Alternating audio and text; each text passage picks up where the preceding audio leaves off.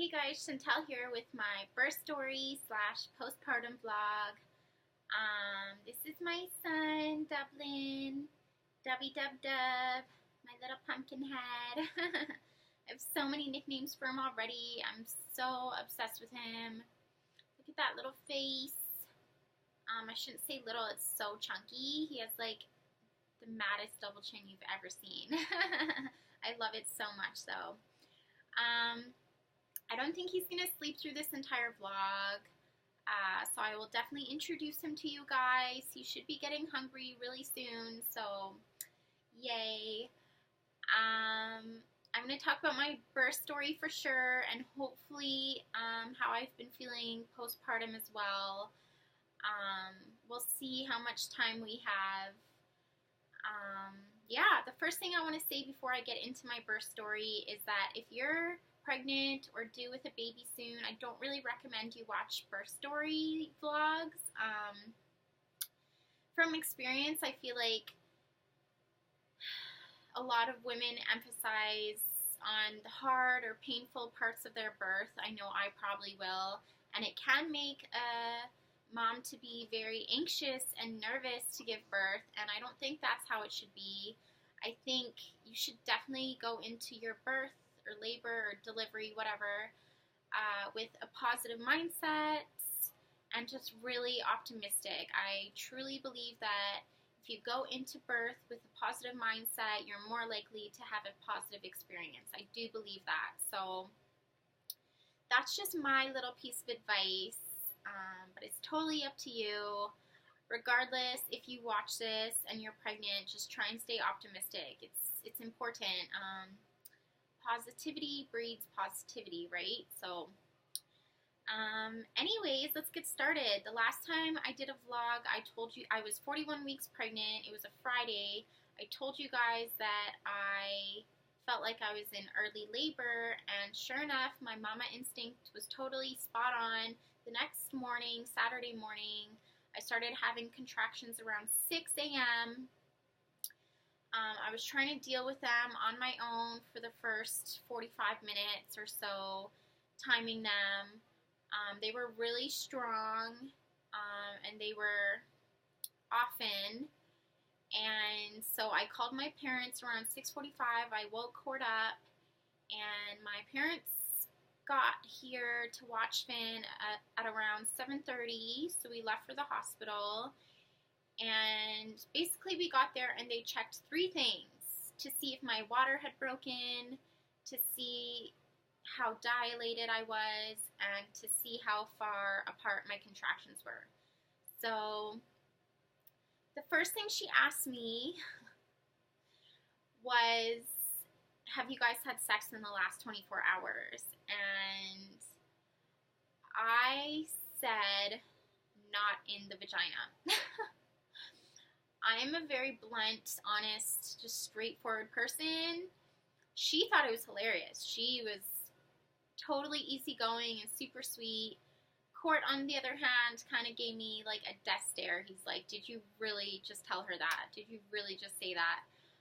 So I think he was a little awkward or uncomfortable. He's definitely more reserved than I am, I guess. He was a little embarrassed, I think, but whatever. That's just what I do, right? So yeah, I hope my mother-in-law is not watching this right now, but I basically told the nurse that we had butt sex. Whatever. So yeah, that was pretty awesome. My water hadn't broken, so it didn't really matter anyway. I was still only 2 centimeters dilated, so my cervix hadn't opened up at all. But I guess I had only been having contractions for like an hour and a half, so makes sense. She put the belt that tests measures your contractions, I guess you would say, around my tummy, and they were really strong. She told me they were like off the charts. They were painful. She told me that we would be having this baby that day. She said we would be back in a few hours because they were strong contractions for sure. but they weren't close enough together yet, so the doctor sent us home. They were about 10 minutes apart. I was trying to time them, but I think when you're in that much pain, it's kind of, you convince yourself maybe that they're closer. So yeah, she offered me some painkillers, but I declined. I wanted to try and just work through them um, on my own. So we went back home. My parents stayed and watched Finn while Court and I just relaxed in the room. He was really, really, really great. Super supportive. He was timing my contractions and counting them down. He was just like, only 10 seconds off, baby. Only 10, 9, 8. He was great. Massaging my back, which really helped. I had a quick bath, which helped a little bit, but I don't know. It's hard to relax when you're feeling so many different emotions. You're in pain, but you're excited, but you're nervous, but you're just so many different things. It's hard to relax. The nurse suggested that we try and get some sleep, which just is impossible to do when you're contracting. So anyways, a couple hours later, I was progressing, but not very fast. I was having contractions about 7 to 8 minutes apart. So I decided to bounce on my medicine ball for about 20 minutes to try and speed things up. And it totally sped things up. My contractions started coming every 5 minutes, super painful. We decided to leave again for the hospital. We stopped and grabbed some food first. I got a wrap, just super healthy and light. I definitely think it's important to eat to fuel your body. Labor is hard work, so I think it is important to eat before you go to deliver your baby. The hospital doesn't really let you have food, which I don't know why. Maybe because in case you have a C-section, I think that might be why. But yeah, I definitely recommend getting a light snack or a light lunch. Just trying to get some food down for sure. It was hard for me to eat. Those contractions were really hard. It was so hot that day. I remember when I wasn't having a contraction, I was like freezing, and I had to have the air off. And then as soon as I'd start contracting, I would be like overheating. I'd feel like I was like dying. I had to turn the AC on, every fan on me. Ugh, it was not fun. Court got McDonald's for lunch, and I couldn't stand the smell. I thought it smelled disgusting. So he ate it outside. He parked the car and ate outside while I was just dying inside the car. I think just everything, it especially smelled bad while I was having contractions. I think everything is just heightened while you're contracting, right?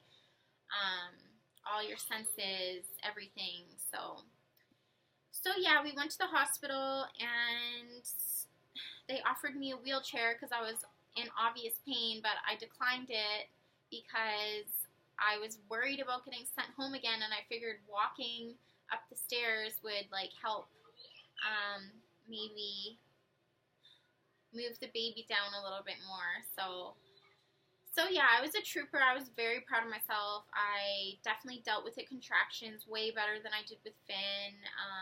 Court, I give him a lot of credit too. He was great. So we got there around 1, maybe shortly after, and she checked my cervix again. My water hadn't broken, but I was 5 centimeters dilated, which is active labor.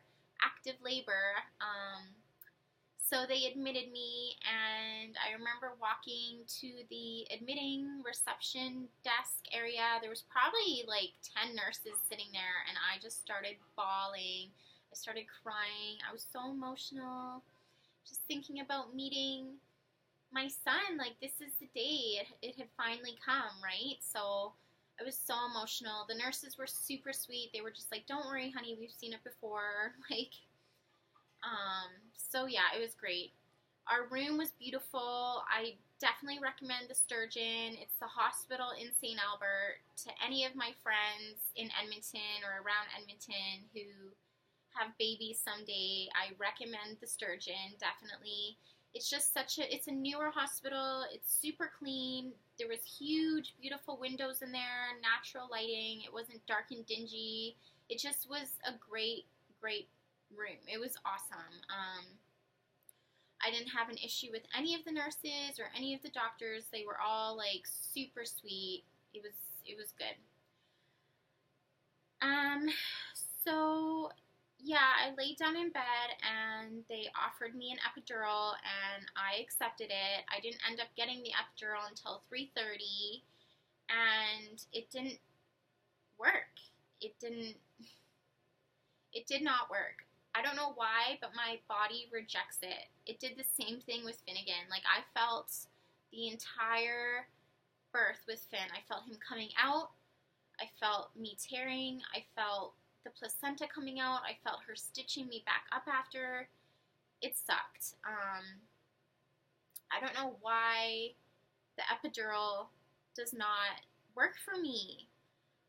Like, it just, I felt the catheter going in. Do you know how horrible that was? Like, it makes my vagina want to cry. Like, it was brutal. It did not feel good. Ugh. Now I can't get that out of my head. Jesus. I was still breathing through contractions. The anesthesiologist, the guy who gave me the epidural, came back in about an hour later to check on me. And the nurse told him, she said, she's like, she is still breathing through these contractions. Like, I think she needs more. I think she needs a top up. So he told me that he'd give me a top up, but it was up to me. He said he was worried because I'm such a short, petite girl that I wouldn't be able to push because I wouldn't be able to feel anything down there, and then they'd have to use forceps and all this other stuff. And I told him, like, I need more. Like, I need a top up. Like, my legs aren't numb at all. Like, I feel everything. Like, so he gave me a top up, and it did help numb the contractions a little bit. I still felt probably 5 to 10 seconds of each contraction, like probably the highest, most painful part of the contraction. I still felt that, but it was a lot better than going through a minute and a half of pain, right? So it did help. You know, every time I heard a baby cry, like every time I heard a newborn cry, I would cry. I would get so emotional. I just couldn't help it.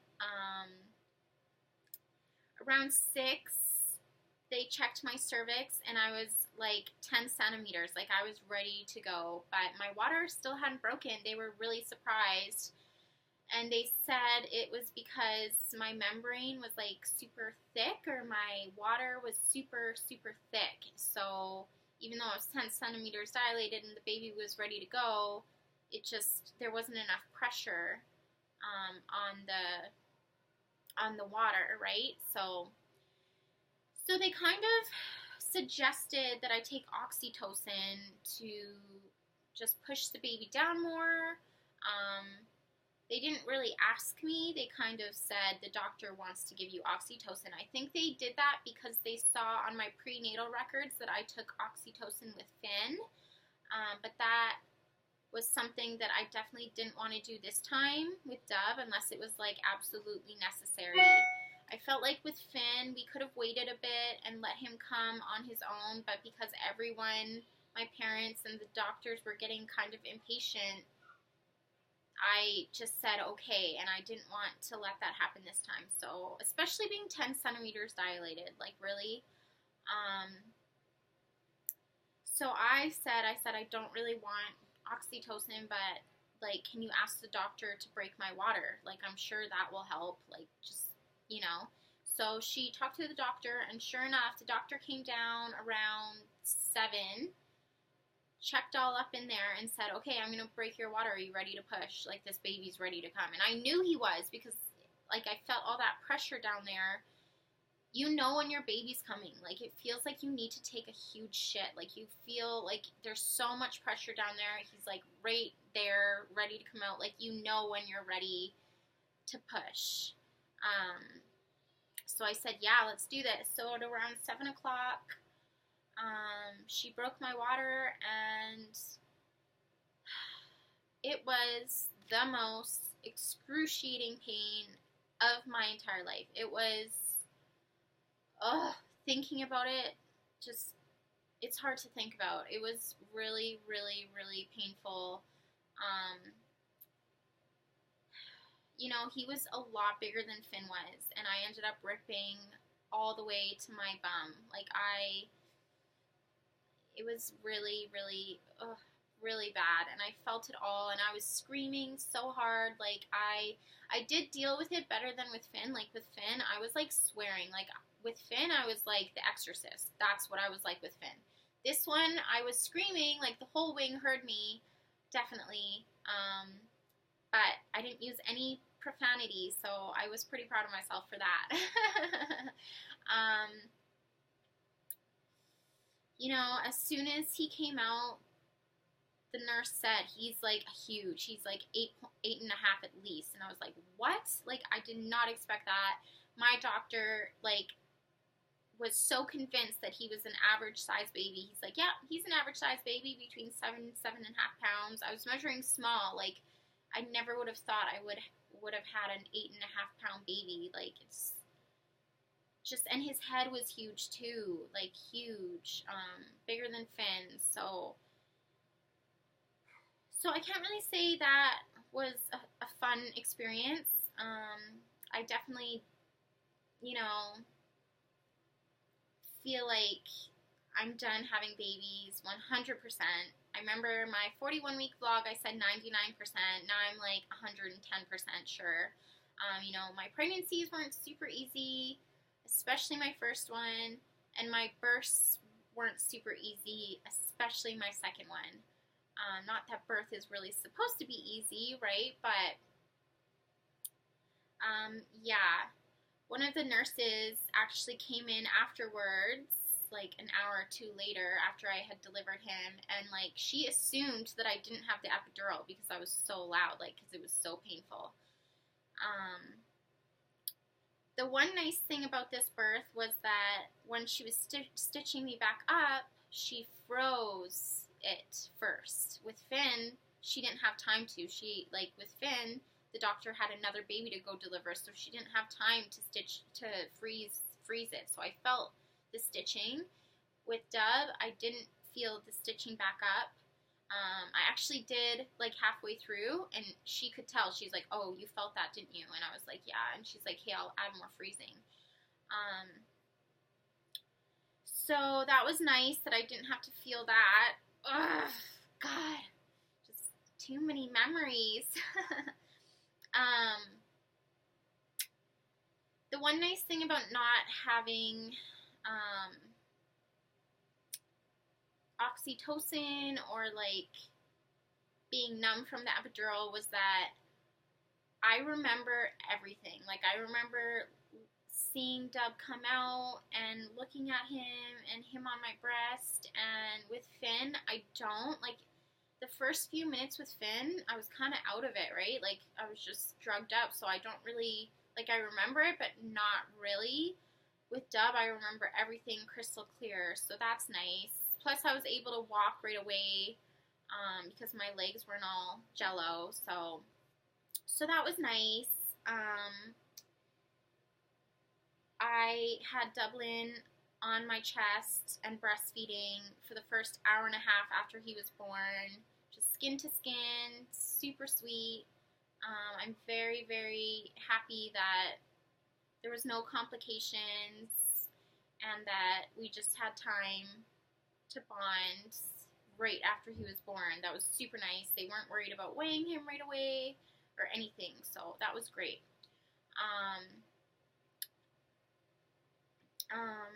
Court, it sounds so corny, but I, like, fell in love with him even more. It's so weird. Like, we, like, locked eyes when our son was born, and it was just, like, a magical little moment. It was super sweet, and I really did fall in love with him even more that day. It was a beautiful day. it's crazy all the emotions you go through, just pain and happiness, and it's just a roller coaster, and it's crazy. It's like the hardest day of your life, but the best day too. Like it's so many different things. It's crazy, but so yeah, probably about half an hour after I delivered him, we called my parents to bring Finn, and Finn didn't really notice. He didn't really pay any attention to Dub. It was still really special for me, obviously, but he didn't really care that there was another baby. Um, It was nice though. It was super easygoing. Court ended up taking Finn home later on that night and spent the night with him, bonded with him, and I got to bond with my baby. And my baby, like Finn isn't. Court, you can have Finn. I can have this little baby. No, but it was nice that, I got to just spend time with my newborn. And first thing the next morning, they came and we were allowed to leave. They had said we were allowed to go home, so I really appreciated that too. That we were just in and out. They like barely checked on me too. I think because it's like I'm a second time mom, maybe, or maybe they were just being like overly nice to me because they knew what I like. They heard obviously what I had just gone through. It wasn't pretty. um, but I was very surprised and very happy we got to leave so soon. My hospital bag, I definitely overpacked. I definitely did not need all the things that I brought. But better safe than sorry, right? So better to have too much than not enough. My favorite thing that I recommend everyone bring are those fuzzy socks. They felt they were just great. Perfect for the hospital. Not too hot, not too cool, just perfect. So I definitely recommend those fuzzy socks for your hospital bag. Um, yeah, what else?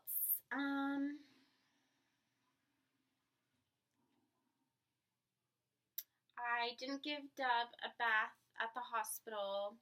I waited probably the third or fourth day we were home from the hospital to give him a bath.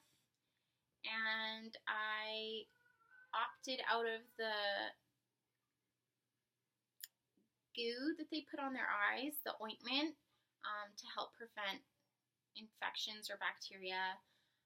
Apparently, the chance of your baby getting an eye infection is like so low that that goo isn't really necessary after birth. So I opted out of that. And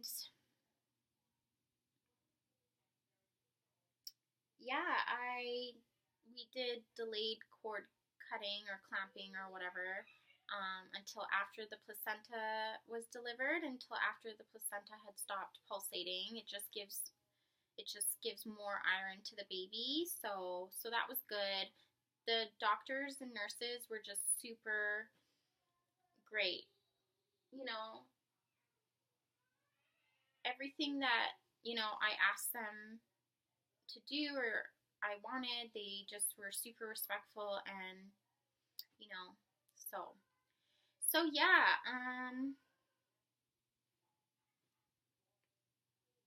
I'm pretty sure I'm missing like a whole bunch of stuff, but overall it was a good birth. I mean, both of my boys, they were both good births. I mean, my boys didn't have to go to the NICU. They never left my site once. So to me, they were both very good births because they're here and they're safe and they're sound, and in the end, that's all that matters.